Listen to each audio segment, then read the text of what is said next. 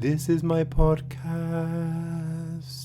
Hello, my little dumplings. Welcome to a very special bonus episode of Dan's Dump, where we talk about Taylor Swift, her new album, The Life of a Showgirl, TS12, her interview on the New Heights podcast with Travis and Jason Kelsey.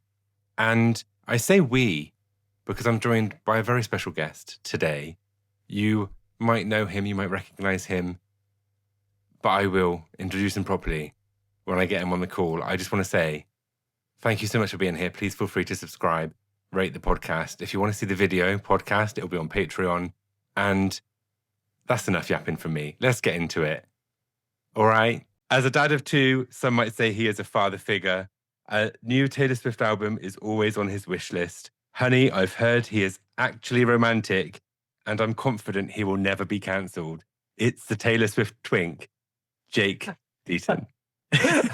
That was incredible. Oh my God. I feel like Taylor getting introduced by Jason on New Heights. That was amazing. Like her sourdough puns absolutely inspired me to do the honey intro for you. The Taylor Swift twink will forever be my favorite title that anyone has given me. I want that on my tombstone. Yeah, 100%. You need merch. Thank you so much for having me on. I'm genuinely so honored. You have like the best account on the internet. You're just such like one of my favorite content creators of all time. I'm like thrilled to be here. Oh, that's ridiculous. Don't be so silly. You were literally like top of my list, dream guest on my podcast, the encyclopedia of Taylor Swift knowledge. I'm so happy that you agreed to take some time out to spend with me on Dan's Dump. Of course. I feel like Sabrina Carpenter joining the Eras tour with Taylor during the surprise songs. That's ridiculous. But I thought we would just have a quick catch up after a chaotic night of just constant countdowns and doors and locks and a podcast that was 2 hours long. I was shocked when I saw that. I was certain it was going to be like half an hour. And when I saw like the estimated time, I was like, oh my God. I was devastated because it was midnight. I was going to say, is it really frustrating for you to be in a time zone where so much of this stuff happens in the middle of the night? Yeah, it's crazy because also we were expecting, obviously, Taylor to announce her 12th album at some point on the podcast. And instead, she did it the night before. And I woke up in the morning and was like, what have I missed? Oh my gosh. Yes. I'm always so jealous of people on the West Coast of the US. And so I can't even imagine how difficult having to stay up for this stuff is for you. It's crazy as well, because I think if I was like just a fan, I probably I'd be chill with waiting. But because I'm like the content side of it, and I'm like, I want to be in it. I want to be in there, like, right, at the start of all of it. Definitely. So I've done it to myself. So I thought, first of all, we would talk about the podcast episode as it's fresh. What were your kind of highlights and key takeaways from everything that Taylor and Travis and Jason, mainly Taylor, thank God, spoke about? Thank God, truly. But it was so refreshing to see her in such kind of just a casual way. I feel like, following her for such a long time, it's been a long time since we've just seen her like sit down and talk for such an unedited long form way. And yeah. I loved just getting to hear her humor. Like she's the queen millennial. Like she still is doing like millennial internet humor from 2010. I'm like, someone will take that from her cold dead hands. I love that. Yeah, it was really nice. Because she said, didn't she, that she doesn't spend a whole lot of time on social media, and then all her references are from like 2010. Yeah, that's a great point. She's like frozen in time, like when she got off the internet. But so that stuff was really fun. I love getting to see them interact a little bit because I was also like, I don't know that we've ever had this much behind the curtain in one of her relationships either, like getting to see them sort of interact with each other. But obviously hearing her talk about the Eras tour was my favorite part, aside from the new music news. Anything about that tour, it's just so fascinating, right? Like getting to a little peek behind kind of, I would say, the biggest musical event in our lifetimes. Maybe that's a controversial statement, but I find it so fascinating. Yeah, the thing I loved about that is I think if she was on any other platform, the media trained Taylor Swift would be like, it was the best thing ever. I had so much fun doing it. I loved every second of it. But because she was like this more humanized version of herself, she was so honest, and I absolutely loved when she was just talking about it in such a real, raw way. And you're like, it's her work at the end of the day, Yeah. and She like was no matter like, how much you I love your had job, bunions, I had the stomach flu, and I was ready to be over with that shit. yeah, literally, she was like, I didn't really get into my stride until the last third of it. I was like, that's me with everything. She was like, I missed my hobbies. I missed baking bread. It Yeah, was really I think funny. the sourdough bit for me was just Oh my that God. was one of my favorite bits, just because that's just all of us, isn't it? Like you get into one thing, you obsess over it, and then I love that she made puns based on her own songs Me as too. well. Like, just love I've been that. thinking of like new ones this morning. Did you think of any? I just posted a TikTok, and the punchline of it is "The Life of a Dough Girl." That's so good. What were yours? I was trying to do stuff with like different types of bread, like ciabatta. Um, I told my mom a few this morning. We were like working with brioche. I can't remember what I came up with. That's definitely still ruminating. I'm making a little list. I think I may post about it later too. 100%. I think there's going to be so many more Taylor Swift bread puns circulating the internet now. What was your Um, favorite part of the show? my favorite part, I think the same as you, really. One of the things that I absolutely loved, and it's because it's really like it resonated with me at the moment because of stuff that's happening in my life, in my career. But when she said, think of your energy as expensive, as a luxury item, not Yeah. everyone can afford it. I was like, thank you, Taylor. That is, I think she actually had such a great way of viewing the world. And like, I always wonder how she handles this immense amount of pressure she has and like being like the biggest pop star in the world. But she sounded like she was like, don't stress about what people say about you online. And I obviously it's a smaller scale, to do Yeah. stuff on like TikTok or like social media. But I'm sure you're no stranger to like people can be mean. Oh God, people can be just the worst version of humanity. um, Yeah. Oh my God. And somebody can, sometimes people make comments about an insecurity that you didn't even have. And then I'm like, oh my God, yeah. am I now insecure about that? And then sometimes they make comments about an insecurity that you did have. And you're like, oh no, everyone sees it. But I liked that advice. I was like, you just got to kind of let it roll off your back. Yeah, exactly. And the comment she made about, yeah, one comment can throw someone off and it ruins your whole day. Because I live by like the RuPaul mantra of life, which is like what anyone thinks of you is none of my business. And Yeah. that's really helped me. And now this on top of that, I'm like, right, RuPaul, Taylor Swift, they're my gurus. Winning combination. Exactly. And then obviously another just absolute highlight was hearing her talk about a new piece of work in such a Yeah. casual way. Like none of it felt like she was saying what she felt like she had to say. What were your initial thoughts on how she explained and described what the album's going to be, what it's going to sound like, and also the track list, which Oh I my God. believe we only got because it leaked. I think she might have done something different with that. I think so But too. but yeah, what were your kind of initial thoughts on all of that?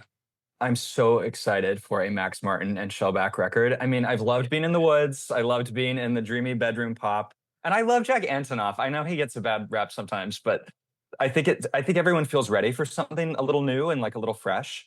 And obviously they make magic together. I mean, like some of the best songs ever recorded. And what really struck me was that I feel like Taylor is a very humble person. And for her to get on and say, like, this is kind of the best music that we've ever made together. And I know that I'm setting the bar as high as possible, but I feel that confident about the music. And then to also hear that it's like dance music and that we're going to be shaking our little booties to this. I don't know if I've ever been this excited about a Taylor Swift album and that it's just 12 tracks. As much as I love the long stuff too, hearing her be like, we wanted to make sure that every song was perfect. And so we had this really high standard. And so we're just going to go with this super tight, super cohesive album. Like, I think that I don't know, it's so much fun being a Taylor Swift fan because she gives you one thing for a little while and then she totally does a 180 and switches it up. And I think it was time for that switch up. Yeah, definitely. Because I've always said since first listening to all of her albums, and I did that in quite a short period of time, I think she's got two perfect albums. And in my opinion, they are 1989 and Folklore. I think there's not a single miss, there's not a single note, lyric, nothing out of place. And as a whole, as from start to finish, as an album, it just works. It tells a Yeah. story. It's a moment in time. And she's got me excited thinking that this might be the third. I actually completely agree with that. I would say that those are her two kind of objective critical masterpieces. Yeah, And I exactly. think maybe a third one. Maybe a third one. I was actually quite surprised by the names of the tracks because when you look through it, some of them don't match up to what she describes No, the not at sound all. of the album. Like the fact that you've got The Fate of Ophelia and Elizabeth Taylor as the first two tracks. I'm like, hang on a minute. This isn't giving party pop anthems. Yeah, the fate of Ophelia sounds like so dark on the surface for anyone who's read Hamlet. I'm like, this sounds like we're in the woods, girl. Like, are we getting Woodvale after all? So I'm Don't start. He pulls that off. Yeah, it's crazy. I mean, and then when you get to things like Actually Romantic and Wish List with the dollar signs, I'm like, that's more what you Yeah. expect these songs to sound like. So Canceled with an exclamation mark. cancelled. Oh, I'm so excited to hear. I just like the rumors already about who that's about, what that could be about. I've actually seen, interestingly, this morning, I saw theories that it could be about obviously her career and being cancelled as a public figure. Some people think it could be about Vienna and the Vienna shows. Oh yeah. I hadn't So seen that. what? That's actually interesting. Yeah. Yeah, I mean, I can't personally see that, especially like because it's capital letters, exclamation mark. But I suppose that might be part of the story that might feed into part of it. I don't know. It'll be interesting because I remember Travis specifically said that one was also a banger. And I feel like that might be a weird song to make a banger about if it was about Vienna. True. But I don't know, sometimes she has songs where the lyrics really don't match the sound. And I think that that's always an interesting way to construct a song, like where you have this like four on the floor dance beat, but kind of like devastating emotional lyrics. Yeah, and it's like one of my favorite kind of songs that she makes is just a sad bop. Is there any song that you're like claiming preemptively? Are you like, this is Dan's? So initially, I said cancelled because I think it's the intrigue behind the title, the capitals, and the exclamation mark. It's like a 3-in-1. But actually, I think Father Figure is going to be a really interesting one because not only is it already a song that has gone so viral on TikTok over the last couple of years, so it'll be, and I always find it interesting when someone takes the same title as another song because it's a risk. Yeah. But also because, like, who's that? Who's it about? Like, who's it about? Because Father Figure isn't actually your dad. And Right. like, so, do you know what I mean? So that whole concept of who it's going to be about, what it's going to be like, that's kind of drawing me in at the moment. What about you? I'm really excited about the fate of Ophelia. I actually studied abroad in London when I was in college, and I did a semester at the Royal Academy of Dramatic Art doing like a Shakespeare intensive. And Oh, so wow, I'm that's really crazy. it was fun. And I made a video about this today, but one of my favorite things about Taylor Swift is like who else has the audacity to be like, Shakespeare, actually you got this one wrong, and I'm gonna fix the ending for you. And so I'm Yeah. interested to see what she does with that. I think this might be another example of her changing the ending like Love Story. Yeah, that's it, isn't it? Because Love Story, the reason I love it so much is because she was so young and it was so early in her career. And then she tells this Romeo and Juliet Shakespeare story. And it turned out to be one of her biggest, greatest. Yeah. I stand by it. I think Love Story is one of her greatest successes. Absolutely. Absolutely. So it'll be I'm really excited for that interesting. one. I'm also excited for Wood. Like the just abruptness of that title. Who isn't, Jake? I'm excited to see how cheeky she's going to be with that with that song. It's funny as well because you mentioned Woodvale earlier, and it's like she's done it with Karma. So there was all this rumors about Karma being a lost album. She released a song called Karma. There was a thing about Woodvale, and now she's releasing a song called Wood. And there probably isn't anything in that, but it's like an interesting little thing where, Yeah, I like these little things. And then obviously the track 5 theory seems like already it's going to be true because it's literally called Eldest Daughter. Oh my God. And I still hope that it's a dance song. I love a devastating dance song. Like, but do you think, I'm curious about, is this album going to be sad? I feel like when they kept talking about it, they like all she kept saying was like, I made this during one of the happiest times in my life, like one of the most joyful times in my life. I'm sure track 5 will still be emotional, but Delicate is a track 5 and it's not sad. it's a little fearful, but I think it's, more joyful. Because I might have this wrong, but wasn't she quoted to say the track fives kind of summarize the album, and then obviously they're also devastating, but she's never explicitly said she sets out to make track fives devastating, just that they kind of encapsulate the whole kind of and they're thing. personal. It's like a very emotional song, because you're right. I feel like often it's not even the most devastating song on the album. No. But- Yeah, so it'd be interesting to see. I mean, eldest daughter, and obviously with her father and having that was very recent. But I suppose she also had with her mother when she was sick, and she made Soon You'll Get Better. So I suppose the pressures of her being the only and eldest daughter, she's actually had quite a rough go of it on a personal level. So she could make I think it. her whole family also works for her team. Like her brother, manages her publishing. Her parents work for 13 Management too. Like I feel it's a lot of pressure on her. Yeah, because like my old job, I used to research the AMPAS list, which is people that can vote in the Oscars. And obviously Taylor Swift can now vote. She's a member of AMPAS. She's an Academy Award voter. And I had to try and research how to get in touch with these people. And yeah, for Taylor Swift, it's basically it's all her family, and good luck finding any kind of contact details. Like, fair enough, it's Taylor Swift. That's really interesting. That's a cool job. You think it was cool, but it was like hours and hours on Excel. IMDb Pro. It was, my eyes would bleed. It was awful. Hate. Well, I'm glad you're free of it. Another thing I specifically want to talk to you about, because I know it's kind of a controversial issue and you have a very strong stance on it. And I don't really care. I just play into it. I find it funny and fun. But it's Easter eggs. And they spoke specifically on the podcast about Easter eggs. And one of the things they talked about was numerology, which I found really interesting, because we knew that we knew that the number 13 and how the numbers kind of work with it. But do you think her talking about numbers is going to encourage people even more with the calculator, long division, math kind of Easter eggs? Or do you think that she's kind of... I thought it was interesting. She was straddling a line, because I think the examples that she gave were, pretty standard run-of-the-mill, clear-cut Taylor Swift Easter eggs. When she said, "I love math," I was like, "Oh, here we go." But I was like, she loves math, 87 plus 13 equals 100. I don't think she loves math. We don't need to break out the calculus textbook. But my thing with the Easter eggs, I actually really think that some of the people who do this are some of the smartest, most creative people I have ever seen. Yeah. I think that the problem that I have with them is that there are so many different types of fans. There are lots of young fans. When I think about who's consuming a lot of the media that's coming, from our accounts, I've seen people crash out when, these theories don't end up coming to fruition. And I've almost told this story on TikTok before, but I'm going to give it as a Dan's Dump exclusive. Yeah. When I was at night 8 in Wembley, I sat next to a lovely girl who was so excited for Reputation to be announced in London on night 8, which, I even thought that there was a good chance of that happening. Everyone was sort of down that rabbit hole.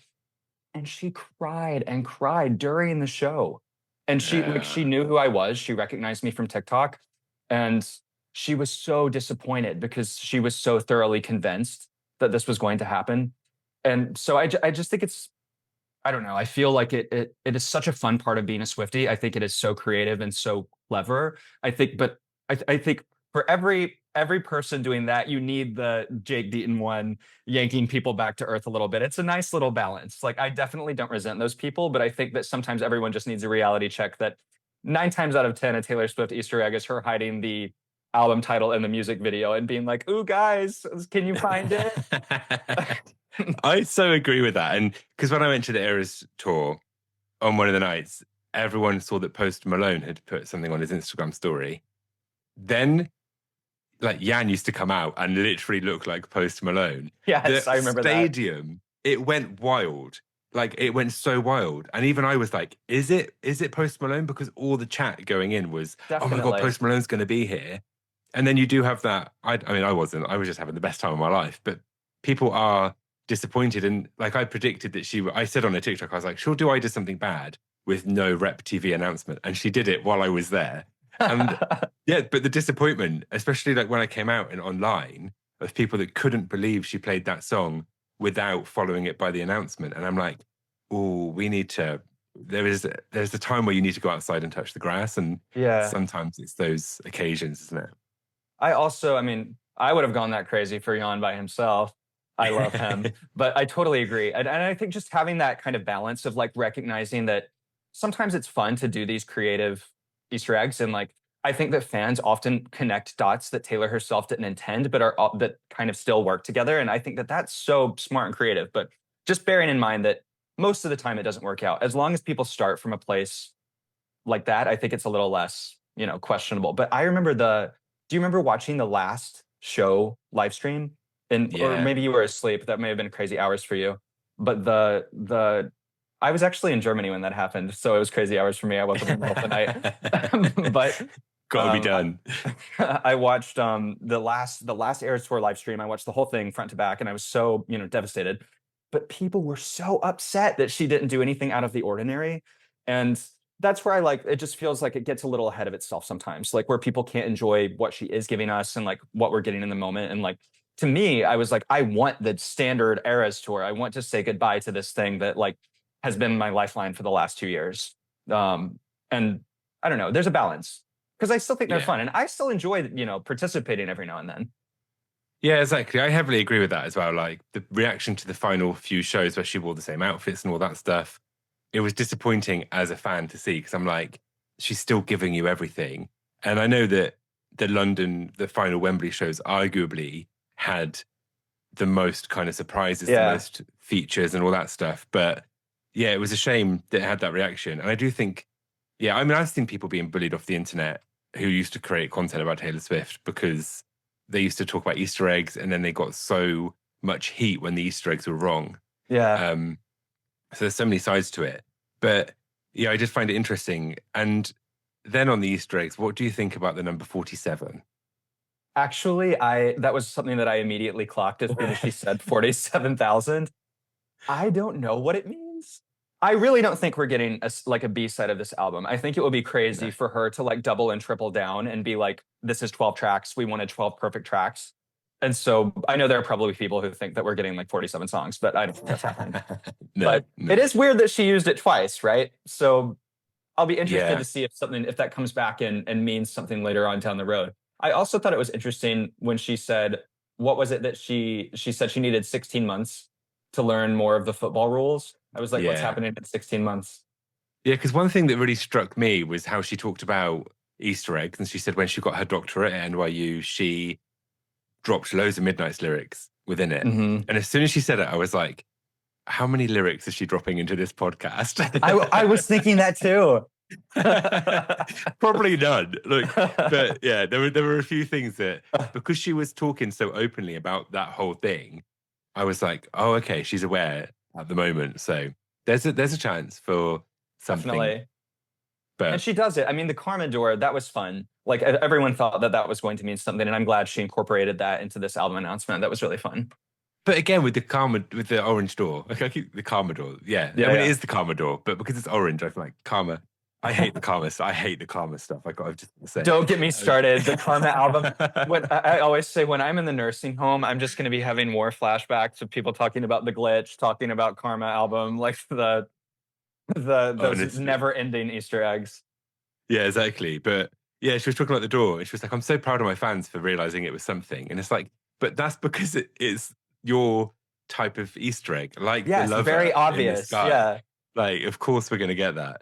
And I always feel that the reason she wants these obvious eggs is because you and I might spend a lot of time online dissecting Taylor Swift, but think about all the millions of fans she has that are just like way more casual. I think that she wants them to be able to engage with that stuff too. Like, you don't need to have a PhD in Taylor Swift to enjoy the Easter eggs. Exactly that. And it's crazy as well, because sometimes you do, like, we see it from a content creator side of it, where we'll do a video, and sometimes I post it thinking, that's very Swiftie, that's very niche, and then it gets like 3 million views. Yeah. And you're like, oh, there are more people like actually engaging with this, than you realize. But I loved her talking about the Easter eggs, because I felt like it did clear things up. But as soon as she started talking about numbers, I had a little flash forward to what we're going to see over the next. Every time there's a number theory, they're going to justify it with the numerology obsession. And I will say, one of the ways that I'm like, this woman is a genius, is I think that she makes Easter eggs that she didn't intend. And, you know, like she kind of retroactively fits things together. I'm like, that's true genius. Like maybe she didn't intend this to be an Easter egg at the time, but she's able to sort of like grab the dangling threads and tie them together and make it seem like she planted the seed 3 years ago. And I think she's really good at that. Yeah, definitely. I think that's a sign of somebody who's really involved with their fans, but also who has a marketing team and a research team who get it and who are also that involved. Definitely. And like Taylor Nation, I don't know who's behind Taylor Nation, but like you truly believe that they are passionate, they are in it. I want them to write a memoir one day. I'm so fascinated by how Taylor Nation works, but she keeps her stuff locked down. That's it, because when they did the countdown, and it wasn't a countdown, but when they did streaming the 6 albums, obviously now it's like she's wrapping up this era, she's getting ready for the next one by like closing that chapter and whatever. But I was like, oh, maybe it's a countdown, and people were like, oh, it's just Taylor Nation's just like nothing to do with her. And then obviously when she did drop, Taylor Nation dropped the 12 orange photos with Sabrina at the end, and you're like, oh, they do it, they can do it. Exactly. And what do you think then? There's one feature on the album, which is Sabrina Carpenter. What are your thoughts on, are you a Sabrina fan? Are you excited for that track? How do you think it's going to sound? Yeah, I saw her last year, kind of short notice, and I loved the show, and I liked her album, Short and Sweet. I definitely would say that I'm more of a casual fan. But I think she's a good fit for a song like that. Like her whole image, I think, sort of encapsulates that sort of showgirl aesthetic, like the giant hair, the glitzy costumes. Like I think it'll be a fun track, and I would love it if it was sort of like Taylor showing Sabrina the ropes. I think that would be cool if it had like a little back and forth between them, like kind of passing. I mean, not passing on. We know Taylor is never going to pass on. You know, she's gonna she's gonna be the queen bee until the bitter end. But showing the new girl the ropes, I think that would be kind of a fun concept. How about you? Are you a big Sabrina fan? I'm the same as you, really. Like I really enjoy her music, but I wouldn't say I'm like in it. It might be a bit of a not a generational, an age thing, where I'm a very similar age to Taylor and I'm not such a similar age to Sabrina. But I do love what you just said. I completely agree as well. And I think the fact that there are videos of little Sabrina Carpenter singing Taylor Swift songs, it's always there. So it's a real story behind that whole thing. And I do think, I don't know if it will be the lead single. I think we'll definitely get a music video. I think so too. For that one. And so what do you think the lead single is going to be? Oh, well, okay. If she drops the album all at once, like she's been doing, which makes me, first of all, I need to send Taylor Swift an email and demand that she do a pre-release single. I'm sick of this. Yes. She is sick. But if she drops the album all at once, I think it'll be one of the first 3 tracks, just because if you like follow the streaming numbers stuff, it is songs perform so much better if they're toward the front of the album, because people fall off as the album goes on. Which is why, I mean, for her last few lead singles, Cardigan was track 2, Willow was track 1, Antihero was track 3, Fortnite was track 1. And so I think it'll be one of those first 3 tracks. I don't have the faith that most lay people know what opalite is. I also don't have the faith that most people will understand a reference to Ophelia. So I actually think it makes Elizabeth Taylor sort of likely, especially because she loves track 2. I mean, like so many iconic track 2s.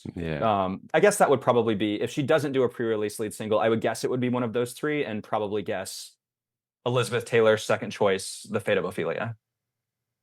That's some solid choices. I kind of agree. It's a hard one to know, isn't it? Because there's part of me that would love her to do Cancelled. Me too. That's why she needs to do a pre-release. Then it wouldn't matter where it was on the album. Yeah, because it's kind of like I feel like when she did Look What You Made Me Do, and everyone was like, whoa, hang on a minute. What is this? World Stop. Because I do think there's a similarity as well. Like where you had Reputation was black and white, and then she came out with Lover, which was so polarizing. It was pastels and pinks and love and fun and me. And then you've had the Torture Poets Department, which was black and white. And now you've got Karma, which is orange and green and showgirls and glitter. Like, so it would be interesting if she did any kind of big shift from the era in like a very public way with a lead single. But I suppose we'll find out. I loved that photo shoot. That's my favorite photo shoot she's done in I don't even know how long. It's so What was your favorite cover? The green one. Oh, me too. Yeah, I literally saw it and was like, oh, and like I love the album cover as it is, but when I saw the green one, I was like, oh, that would have been. I'm always hesitant to share like a true opinion online because people will just like eviscerate you when you talk about like your least favorite things. But I love them all, so I'm gonna do the throat clearing and say that they're all great. And I understand why she chose the main cover. Like I get the reference, it makes sense to me, and she explained it well. But just from a purely aesthetic, like photo standpoint, it's probably my least favorite. And the green is definitely my favorite. Yeah, I loved. Yeah, I don't know. I think it just is so different. It's so different to all the other covers that are currently out there. Like I saw a photo this morning of all of the like Taylor Swift album covers, and the one that she chose. Yeah, the one that she chose, I was like, it fits. Like as an image, I'm like, it looks really nice. Yeah. But I was like, if that green one was on the end, it would literally have been like a bam. Like, yeah, But no, I'm excited. I think that's everything I wanted to talk about. The podcast, the new album, your opinions, your thoughts, and your feelings. Is there anything else is there anything burning you'd like to say? I don't think so. I guess. Are you ready for the tour bloodbath? No, I like. I need Ticketmaster to go bust, and I need Taylor Swift to form her own ticketing company so that we can I need her to form her own ticket company and her own vinyl factory so she can stop these leaks from happening. I can't believe the leaks. I didn't look at a single thing, and I'm very glad that I didn't. It's so much more fun to not look. Yeah. Yeah. I like being surprised. Yeah, I saw the Swiftologist video on the leaks, and I was like, yes, yes, yes, yes. Like, can I just say, I love him. I love him so much. People think that he's like such a controversial figure in the fan base, but I think he's just hysterical and smart, and has good takes, and he's polarized, but he's a fun person. Yeah, I agree. I think he's polarizing, and I enjoy his content like very much so. And I would never want to get like caught in his crosshairs because me either. Oh my god, the way he reads people so subtly. It's a skill and a talent, and I love it. Yeah, absolutely, precision. It's savage. But yeah, so that's it. So now, I guess we just go back to consuming content on TikTok and Instagram until we get either a lead single or the full album drops.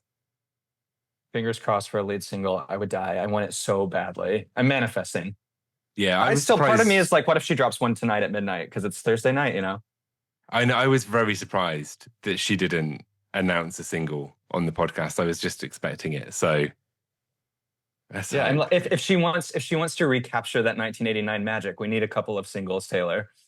I'm always a big fan of a lead single. I think it just sets you up so nicely. You get excited because you know what it's going to sound like. So we can hope and pray. But at the end of the day, whatever our Swiftie leader wants to do is what we will take. I follow whatever Taylor tells me to do. Exactly. But no, thank you so much for joining me. It's been so nice talking to you. Thanks for having me. This was so much fun. Yeah, it was lovely. And yeah, I can't wait to hear all of your thoughts and opinions as I continue to watch all of your TikTok content. Same for you. Did you want to give a little shout out? What's your handle? It's at... Oh, sure. Yeah, my handle is at Jake Deyton1. Everybody thinks my name is Deyton, but Deyton. And then I also have a podcast called The Lost Lore. It's not explicitly about Taylor, but we talk about her a lot. Yeah, no, it's such a great listen. I thoroughly recommend that you follow Jake on TikTok and listen to the podcast. It's so good. And like I can't remember your friend's name now. Oh, it's like gone from Haley. Oh my god, she's the funniest person in the world. Yeah, but you two together is so funny. It's so entertaining to listen to. Thank you. So thank you very much. And that's it for now. Thank you. Thank you so much for joining me and Jake on this bonus episode of Dan's Dump. I hope you enjoyed it. I had the best time talking to Jake. I've followed him. He's followed me for such a long time. It was so special to get to talk to him properly. And all we did was talk about Taylor Swift. What an absolute magical day. And like I said at the beginning, please feel free to subscribe, leave a rating on this podcast, and the video will be on Patreon. I'm so grateful for you listening to this podcast. I'm having so much fun doing it. I hope that comes through as I talk about everything that I love and some things I don't. And I will see you very soon on Tuesday for a regularly scheduled episode of Dan's Dump. Bye. That was my podcast.